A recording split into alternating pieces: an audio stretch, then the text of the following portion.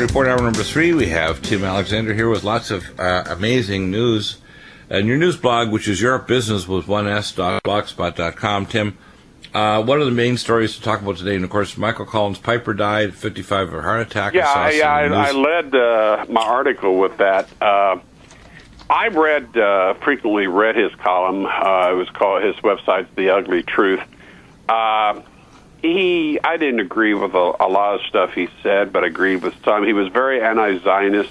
I think he often crossed the line into being just anti-Jewish as opposed to anti-Zionist.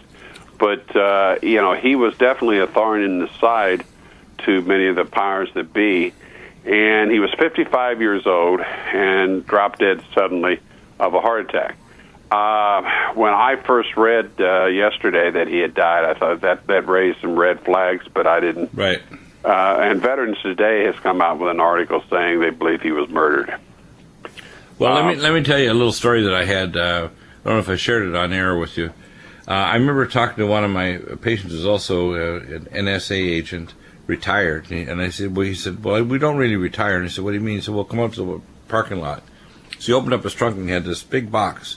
So that's a SAT pager. He said, what do you mean a SAT pager? It's a satellite pager. They can get me anytime they want, anywhere. I said, I thought you were retired. He said, the only way that you're retired is if they double tap you in the head and in your left ventricle. And he said they only use 22 caliber bullets until years ago they decided they got to do this advanced scalar weapons. So when they kill people, they don't even leave blood. They hit them with a scalar weapon, a beam, collimated a microwave beam to trigger off a heart attack, stroke, deep vein thrombosis, pulmonary embolus, or cancer. And he said usually within hours they have, if it's a pulmonary embolus, they want to make their blood hyperviscous and give them a heart attack. There's basically plausible deniability. It's like, how did that happen? How did Michael Collins Piper, looking pretty smiley? I mean, you look at him there and he's got his green shirt on, his little white jacket, and you think, this guy does not look like heart attack material. You don't see a massively obese person. He probably was not diabetic. And you think, he died because he died of what's called journalitis. Yeah. He probably ticked off the wrong person. Fatal disease. Right, and of course we know the Israeli Mossad uses scalar weapons because they're the trigger finger for the CIA. Remember now, Mossad in Israel is just another branch of the globalist, I call the multi-tentacled octopus, which is a symbol of the Omega organization, which is in every secret agency on Earth, including China and Russia and Brazil, secret police and Canadian security intelligence, MI5. Here's a way to consider these guys. They use money to put their people in the White House and in Congress and on the oversight committees. Right. And then once they have that, they make sure that all the upper echelons are staffed with their people. So the globalists and Zionists, they use the American resources to literally maybe $100 billion a year in our spying programs, and they use our tax dollars, our resources, our wealth to establish a giant oversight methodology that they have people, they have spies, they have automatic computers and NSA that listen to everything, check everything you send on emails and so forth. They store it, and this is a great tool for people who wish to establish a global dictatorship, and they're using our money, our wealth, and our national wealth to do this. And the American public has been allowing this stuff to go on and on. But more and more people, just as we were talking right before we came on, more and more people are beginning to wake up. A couple good friends of mine are in from Florida, and they're typical kind of conservative Republicans, watch Fox and all that. And right. I've only had limited success in kind of getting through to them about a lot of things. But I was shocked. The woman of this couple said, we're in the end times. She said, it's scary. Huh. And I thought, well, hallelujah, exactly. The light bulb has gone on. And more people are beginning to kind of wake up and realize that things aren't right, and we're headed towards the Third World War, and it is the end times. Even the weather. I'm in the American Midwest. It's been very cool. Same here. Around the world. In California, we're not having normal weather. Do you know what temperature it's been in California? It's been in the high 60s. It's a rare day we have in the low 70s. This is 10 to 15 degrees colder than it usually is. Well, same here. Last Sunday, it was below 60 when I went to church. I mean, early June. And my wedding anniversary was May 28th when my late wife and I were married 37 years ago. It was a very hot day, and I know because the chapel at the University of Evansville where we were married, the air conditioning went out that day. And, I mean, I was absolutely soaked in a tux. And, so was she, but in her white wedding dress. But the thing is, this is kind of out of the Bible. The seasons are confused. And more people are beginning to wake up. I don't know if it's going to be enough to stop things and turn them around. I personally tend to think not. Others are far more optimistic. My optimism comes that when we have gone through all this nightmare, Christ will return. And the new earth and new heaven that he establishes for the human race will be perfect. Kind of like more akin to the Garden of Eden, only for a whole lot more people. It all starts with us, though. Yes? I think what people often expect is that, God's going to diaper us. And what he wants is the people that wake up and hear and do his will. That's why I call us, sheepdogs for God. I'm a mortar man of the New Jerusalem and a tailor in the coat of many colors, because that vision that was given to Joseph, that was cast into the pit, and then later hauled off as a slave to Potiphar, and became a prophet for and the satrap of Egypt. What people need to understand is what really happened, and that coat of many colors certifies that God wants every nation, every people, every skin color, every people to be his people. And that process has not culminated properly. I don't think the true gospel has been given to the whole world. I think that it's been truncated. I don't think people walk in power. Much of the Christian church, if it was walking in power, there wouldn't be abortion. We wouldn't have a current foreign policy that supports the state of it's a real hell. We'd have a foreign policy that would collaborate with new Christian nations like Russia to get rid of the drug trade and to have collaboration so we can create a new world economy that is safe for nations that won't curry war. Because we're on our way to a war. I had lunch today with my Orthodox Orthodox priest, and as he was saying, Russia has now returned to Orthodoxy. Right. They tried very hard. They killed an enormous number of Orthodox priests, bishops, nuns, and laity. And among everybody they killed, the communists killed 80 to 100 million people, and far greater than the Nazis ever thought about. That doesn't justify what the Nazis did, but the point is that the numbers killed were enormous. Yet they weren't able to suppress Christianity, just as the ancient Romans. They could torture, burn, kill Christians right and left, but they drove us underground.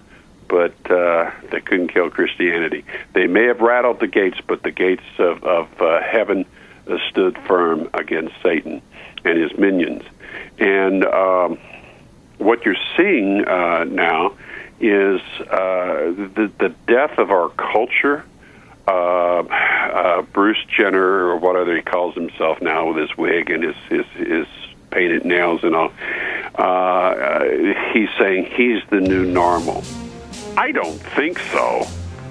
Sorry, Charlie, that's not my new normal. And I'll be damned if I'm going to put on a wig and a dress. Yeah. Well, he started the Kardashians, which, of course, are filth. Yeah, exactly. Reality TV. Now he wants to create a new reality. Yeah, reality TV is not enough. Now he wants new reality. How's that? Yeah. How about it's not God's way. Let's put it that way. Yeah. Well, I guess Tears for Fears was correct in their song.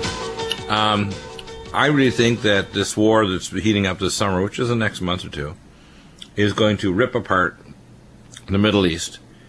And I've said this prophetically, and this is not my opinion, by the way. This is, thus saith the Lord, the very first and major step is going to be the closure of the Strait of Hormuz. They're already boarding ships down at the Iranian Strait, which is totally controlled by Iran. And we now know that if your statements are correct, which I believe they are, that the Iranians have committed troops and special forces to the fight, ISIL and ISIS. This is really breaking and major news. I posted it late yesterday on my blog. Iran is sending troops to Syria. Now, a lot of the alternative media, the way the story that first came out from Iran was worded, it was kind of buried in there. They're sending special forces. They're sending their commandos. Well, here's something you need to know about Iran. They have one of the largest armies on earth when you count the reserves. You're looking at about 7 million people. And they're not aggressive in that they haven't invaded any other country for, a century and a half, I think, something like that.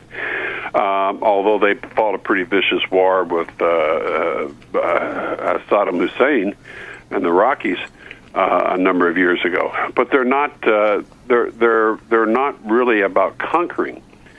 But they won't allow Syria, and within this week, there have been a major statement by the president of Iran saying they're not going to abandon Syria. But Iran sending ground troops into Syria, even if at first they're saying it's only commandos and special forces, and that, by the way, can be a pretty significant number. But that's a major step. That's kind of crossing a line. So now these forces that Saudi Arabia, Israel, Qatar, the United States are sending in, and Turkey sending in multiple places in Syria, they're going to be fighting not only the Syrians and Hezbollah, but they're going to be fighting Iran. And by the way, there are very serious indications that Assad is preparing a counteroffensive for this summer. He has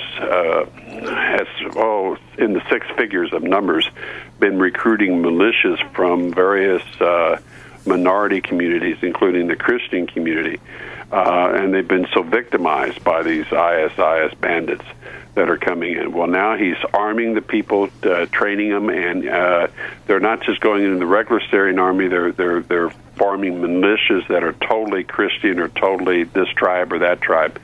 And he's preparing to hit back. And the Iranians have come in with $1 billion in cash, but sending their forces in, that's a big step. And well, the Russians have committed the S-300 system. It's my guess that a lot more hardware is already there in place now. That's what I think, yeah. And the Russians, the only naval port they have in the Middle East is in Syria. So and they sent more ships in just recently, by the way. It's my gut feeling, this is something that irks people, and I'm going to put it right out front so people. Do you find that even some of your friends, because you're pretty social, and even though I have at times an abrasive attitude, people know I'm compassionate and care about people, but I remember talking to people who say, well, I remember when you used to be, quote, normal. You wouldn't raise these issues. And that was, it was a number of decades ago. I was going to say it's been a long time since I was, quote, normal, but anyway. Right. Now, normal in their words means I wouldn't confront them with things like 9/11 being an inside job or our real space program or forced vaccination. Yeah, dozens of different issues. And the problem is you don't need to, after you've been through the experiences you've been through or I've been through, there's no way to, quote, be, quote, normal, which means it's really irritating to people who don't want to know the truth. We're actually putting us all in danger, whether they're friends or relatives, who pretend that you're crazy, and how dare you bring up these issues that makes them feel uncomfortable about their current situation in reality or their nation or where they live, that everything is really not good and it's soon going to be catastrophically bad. And I find it not really comforting to know that the disaster timeline now is moving along very quickly, because by as early as this fall, I think we're going to be deep into some pretty nasty doo-doo. I think we're going to see a major correction of the world economy. Right now, the gross domestic product for the first quarter was down to like 0.73%, which is less than 1%. The Greeks are ready to make a big payment on the first of a number of big payments, $325 million, and I think the next one, which is like $12 billion, they're not going to do it. So what's going to happen is the Syriza party in Greece, they're going to say, no, we're not doing that, and guess what? The leveraged market of finances in Europe is going to go belly up. we have the Middle East broiling, and with the attack on the Houthi rebels, we know that they dropped neutron weapons. And by the way, the jets, as you mentioned last week, the jets there had Israeli markings, so it's an Israeli operation. They were painted over Israeli markings, but they were a certain type of F-16, and that particular subtype had only been delivered in the Middle East to Israel. Right. These things, you can't look at Yemen and what's happening there in isolation. You can't look at all the people so desperate to flee Libya. Thousands of people coming into Europe every single day, desperate, literally dying in the ocean, out of that mess. Dying in the Mediterranean. You can't look at the fact that the the Ukrainian war ceasefire appears to have collapsed now, and that is directly tied to what's happening in the Middle East, has always been tied, and the senior members, the president, the vice president, the prime minister, Yats and Porky, they're dual nationals. They're Israeli citizens as well as being globalist front men. Right. All this stuff is interconnected. And and like I say, the one thing that I happen to agree with Pope Francis on was his comment a few months ago that we're already in the Third World War. It's just piecemeal. Yeah, but what he's saying behind the scenes, though, and this is a nasty comment, he's a brilliant man, but he's evil. He says, yeah, we're already in the Third World War, but by the way, I, the anti-pope, can rescue you along with our globalist buddies.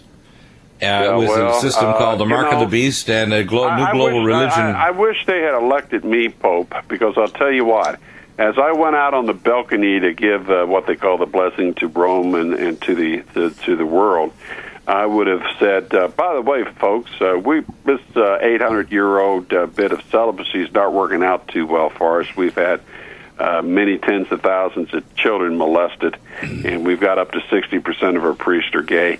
I think we're going to end it effective immediately, and all these permanent married deacons that we have, we're going to start ordaining them priest, and no more mandatory celibacy. And the guys that are in the priesthood who are gay, will help them to try to correct their tendencies.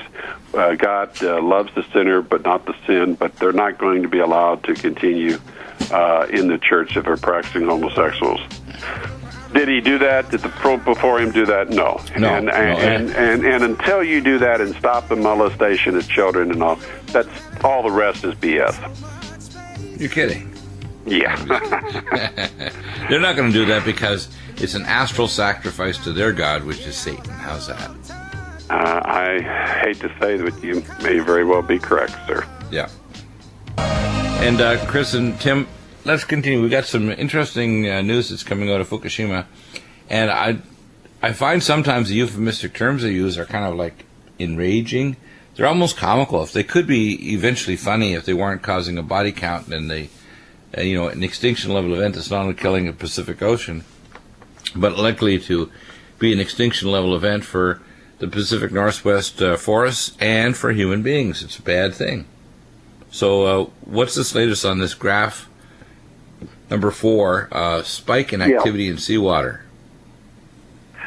Well, earlier this week, I guess on the 3rd, our time, there was a spike. Now, remember, we're getting a lot of information about a month behind, because it takes time to sample this and to get the data all put together. But there was a spike in activity in the seawater that was traced back to one of the wells where they do testing, and they sample each. They're actually test wells. You drill a well, and then you can sample it periodically to see what the condition of the runoff from the water is in there, and they found that there was a large spike in contamination, which is conjectured to be from a couple of different things. Number one is the ice wall not actually working, the groundwater becoming contaminated with actual contact with fuel in the reactor building, and of course the Nuclear Regulatory Agency is yelling at TEPCO for failure to contain radioactive water, which is something. I mean, it's like getting a slap on the wrist. You know, they say, well, they're telling them to failure to contain water. They're never going to contain that water. They're never going to contain it 100% because they're not really trying. So right. when, So in other words, one this is public theater to say, you know, we told you to contain it. They says, yeah, I guess I should, and then they go moping off when they know darn well that they're not going to do that with full fervor, you know. And right. In other words, this is a form of public theater, a cathartic public theater for public consumption to believe that there was any real intention to use innovation and large amounts of money and a real international consortium of the top scientists and creative people that can fix the problem. That's why I wrote the book almost now a year and a half ago on how to fix Fukushima Daiichi with expertise from yourself and many other nuclear experts and my own expertise, knowing how these reactors are designed and what we need to do to protect not only people personally but also the world from an extinction level event. This event now is getting worse. People don't realize it. They think, well, it's not in the news, so it can't be getting worse. The amount of radiation, even since January, has jumped up dramatically being released from Fukushima, and the accumulation of long-acting radiotoxins is going skyward. It's unbelievable how much more is getting out. And you know, it will remain that way because, you know, a long time ago I said that this was definitely a waste generation facility. You can't even call it a power plant. There's no such thing as cold shutdown there. That's ridiculous to even think that it meets any of the definitions of cold shutdown. It doesn't meet any of the definitions for containment or containing a plant. All you're really left with is a bleeding generation facility of radioactive waste with very little in the way of controlling it. And so that's what's going on right now at Fukushima. And of course, you know, the agencies that do the regulation, which I always go, regulators, haha, it's kind of a joke in a way. There's really nothing that they can do either other than put on the show. Like you said, it was a farcical show. And so right here in this article, I just sent it to you also, it's from the Asahi Shimbun, and it talked about an official with their agency who investigated this incident revealed that TEPCO also failed to notify the authorities before that leaks in the tank, that the holding water was scheduled for treatment. Now this is, remember, all the water that they do capture supposedly gets treated with their advanced liquid processing system, but this never got treated through that. And we also talked about last week, I mean, this really does tie in when they just said, well, we're almost done treating all the water on site. They didn't mention anything about the sludge. They didn't mention anything about the new water that's coming in. They were all ready to start dismantling some of these tanks. Well, clearly they need the tanks still, and clearly they need more in the way of processing the waste. And the last line in this article, which I agree with, is the heavy contamination resulted from tons of groundwater making contact with melted nuclear fuel in the reactor buildings. And that's from the Asahi Shimbun and courtesy of simplyinfo.org. I thank you guys. And some other information also we can probably discuss from NHK World, that never mind the liquid contaminated waste, they're now building buildings to build repositories for the dirt from the radioactive dirt that was sneezed all over by all kinds of nuclides that are now contaminating meters deep. Chris, I've seen pictures of they look like the enormous garbage bags that are just piled up not far from the ocean. If they have much of a tsunami, I guess they'll all just go in the ocean. And these were solid waste. Yeah. Storage facilities for them. Exactly. They are out and exposed, and a lot of it is. And so they're now constructing more of these huge garages, really, for this particular, for exactly what you said. I hope they built them really well because the half-life... Heaps of bags. Yeah, but I hope they built them really well because the half-life of that stuff is long, long after us and our great-great-great-grandchildren are dead and gone. we certainly don't want it out in the open, and well, I guess they have to do that, and it just tells you here they're talking about they have secured enough land to carry more than 40,000 cubic meters of waste gathered from 43 municipalities in this particular prefecture this year. That's a lot. I mean, that's just a lot. And each cubic meter, I know in the United States, costs a lot of money to warehouse in such a manner. I can't. In fact, in the industry, we try to minimize as much waste as possible. This is solid waste because it's prohibitive to put that in a landfill. And so I'm here. We're talking 20,000 cubic meters from one prefecture, 40,000 from another, and so this is yet another huge amount of waste. So it's coming at you from the solid waste and from liquid waste, and we can also talk about any gaseous waste too, which we don't really talk about much. But rest assured, there's also some of it going airborne. Right. Okay. So here's the multiple streams of it and the effects of it to summarize. And by the way, I just had a question from Mark in Oregon. When you make a question, people should ask the question of, they're going to make a statement specifically, you have to say that to our board op, or if you're going to make a question, it should be a very direct one, not of, have you read such and such by such and such an author? That's a question of checking to see if we've checked a database that you're checking. It's better for you to make an exact statement of what your statement is. Like there was a question about Lindsey Williams and the economy, which we're not on topic right now.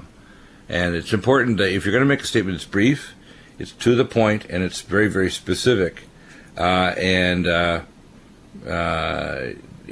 to be extremely specific of why you're saying that and making that statement. Because I know Lindsey Williams can take something that should take 5 minutes and takes an hour to say in a video, and you have to get his materials and buy your DVDs and so on. And the real issue is, yes, the economy is going to do a correction, but remember, the globalist controller freaks that aren't fixing Fukushima, that aren't fixing the economy, no Greece is going to collapse. They want this situation, and it's not going to be a total collapse. It'll be enough of a painful correction they can get more control of us. Nutrimedical report. And you were mentioning a couple of really important things. And when I hear statements by Lindsey Williams, it's so long-winded. And when people want to do comparisons between what we say and Lindsey, look, let's get it straight. We call it straighter than anybody else in this network or anywhere else. We have classified and regular sources. Most of it's actually in the public media. So if you actually do a thing called reading, you'll be able to verify. We're one of the few places that's actually pulling together all the scientific, technical, and other toxicological information on Fukushima Daiichi. But I can go through a list of specific things that we give a much clearer understanding than Lindsay and all his sources or all these other people. The fact is there's not going to be a total collapse of the economy because we're not heading toward the mark of the beast. We're heading toward a collapse of the economy that's catastrophic and it's the end of the world. We're heading toward a period of false peace, like it says in the book of Hosea and the book of Acts. We're heading toward a system where they're going to get rid of cash. That's the next step before you get a chip in you, or, as I said jokingly, mandatory Velcro, so your cell phone becomes your chip. I don't really need to hear from other people who consider themselves expert like Lindsay, who has got some vague sources of people who are used to work with in the oil industry.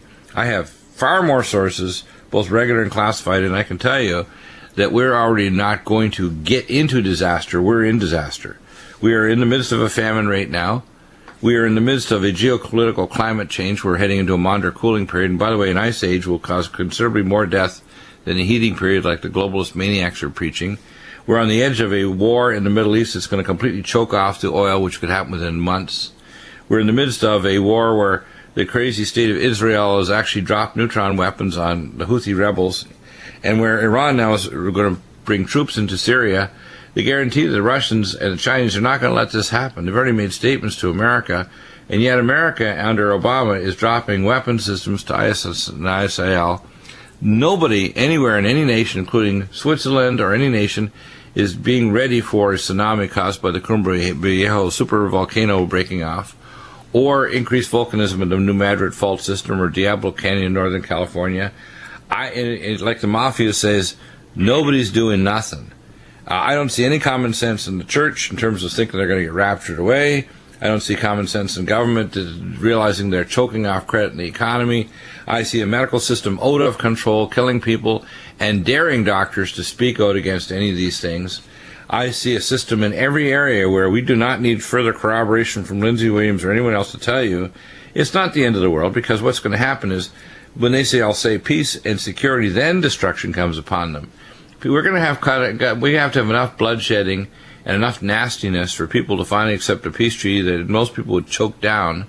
And when that happens, you know that we're in a tribulation. And that tribulation, by the way, the birth pangs is coming.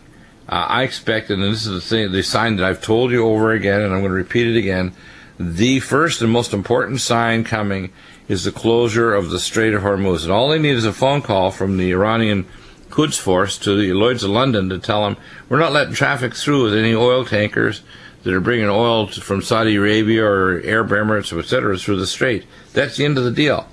And people say, that can't stop it. Yeah, sure heck can stop it. And that's why they built extra pipelines from Saudi Arabia across. In fact, one of the pipelines I actually had an Israeli contact told me, and this is a classified fact that Lindsay doesn't have access to, but I do. I've known for over 20 years. They built a pipeline across Israel in a lot for the Saudi Arabians to bring oil through Israel from Saudi Arabia to the Mediterranean. That's a very large pipeline. That still exists, by the way, and can be reactivated. So people need to get a message here. We're heading toward a cashless world system. We have an extinction level event that literally is causing cancer rates to go skyrocket, intensive care nurseries to lose babies, and people still don't pay attention. And as like I've said in other programs, and I'm sure you are grieving over this too, Chris Harris and Tim Alexander, where the hell's our abuse? I want my logical abuse, not an ad hominem attack. It's a difference here. I don't want people just making stupid statements like you're this, you're that, you're stupid, you're psychotic, you're schizophrenic, who the hell do you think you are? You murdered people, you did all these things. Stupid statements put out on the internet by other broadcasters and other people who have made statements against me. No, I want logical statements of why my plan for fixing Fukushima is not going to work, why personal protection with things like Nutrimedical and other things won't work, why the globalist economy can't be fixed, which it can. In fact, I've made the statement repeatedly, there is no problem that you can present me of any system, geopolitical, financial, spiritual, otherwise, that I will not give you up with an immediate answer or a framework for an answer on the air, live, anywhere, anytime, toe-to-toe, intellectual guns against intellectual guns. And when that's the fact is we don't have a deficiency of answers or a framework that if I can't do it, a team of us can, like Chris Harris and Tim Alexander and other good people, Christians, then the reason why there's no answers is because we have a satanic horde of maniacs. And the reason why evil abounds, and remember this statement, this whole political statement going back a few hundred years, evil abounds because good men do nothing. That's the problem. Gutless people that are vicious, they'll attack people like Tim and me. And by the way, that's why much of the so-called truth movement I call the bowel movement. Because there's COINTELPRO, there's people that are psychotic, there's egomaniacs. A lot of people say, well, you're an egomaniac. They go, no, I'm not. There's a difference between competency and egomania. Competency is, I know I'm going to die a vicious death, but I'm going to die with my Lord saying when I die and I go to heaven, well done, good and faithful servant and son.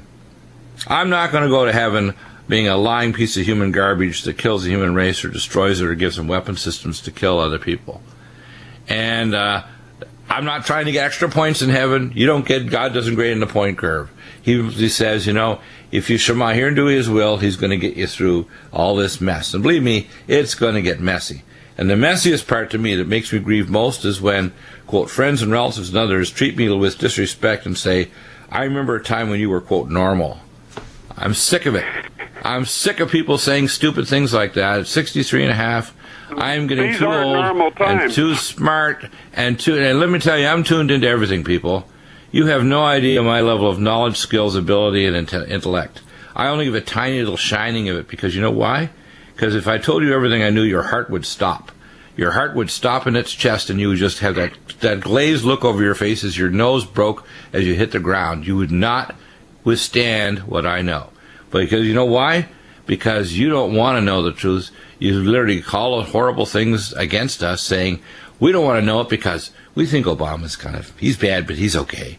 Or, we got a bunch of candidates in the Republican Party. Some of them have got to be okay. Well, even if Rand Paul needs to be steered, we can't just give these guys a carte blanche and say, go ahead and do what the heck you want to do. So, I don't know, when I hear people wanting me to compare with Lindsey Williams, is like, please give me a break, okay? You know, it's aggravating is what it is. It's very aggravating. I don't need corroboration. We have tons of excellent guests on the program, from Gerald Celente once in a while, to Joel Skousen, to yourself, Tim Alexander, to Chris Harris, to all the other experts we bring on our program, literally a multitude of choir of voices of truth. You do not need additional. The entire menu of truth is right here at the Nutrimedical Report, Clay and Iron Show, and it's called that because the beings of iron, which are spiritual transdimensional entities, are steering our world into a catastrophe. And if you think it's just a delusion or we're crazy, you're the one that's crazy, and you're going to be part of the problem as to why it's not going to get fixed. Fukushima's not a illusion. I wish it were. Well, I would like my abuse. I am so sick and tired of not getting abuse. I want a scientist with a PhD in nuclear physics or radiotoxicology or nuclear engineering to call into the program. And when I talked to Dr. Kai Vetter, he had first thought, oh, you're just Dr. Deagle. You're an idiot. You're just an MD. You don't know any nuclear physics or radiotoxicology. And after I talked to him for a while, he said, OMG. He had an OMG moment. He realized, and then somebody tapped him on the shoulder and said, you better not do any more toxicology stuff for Deagle. You better not do that testing he's asking you to do, even if he'll pay you, like Jordan Testing Laboratories. I actually went to every laboratory in the Western world and then went as far away as Japan to try to get testing of the debris from the World Trade Center. Everybody within an hour, out of hours or days, shut down and said, we can't even talk to you. If we talk to you, something bad's going to happen to us, Deagle. Now, if that isn't a sign to you to tell you how bad things are, and that I'm, quote, in your morning prayer, I pray, Lord God, that Deagle is nuts. I pray, Lord God, he's a psychotic on a long day pass. But you know what? God's going to say, no, my servant Deagle is not crazy. He's more sane than you want to believe. God help you people out there if you don't wake up and realize and smell not only the coffee, but smell the burning destruction coming your way. If you don't think this is real, you're the ones that are crazy, not me. Amen. That's how bad it is. Believe me, I wouldn't spend, today I do 7 hours of radio, I wouldn't do this, retirement years, unless I knew the end was coming. This is not funny. And believe me, if you think I ever was normal, you're the one that's delusional, not me.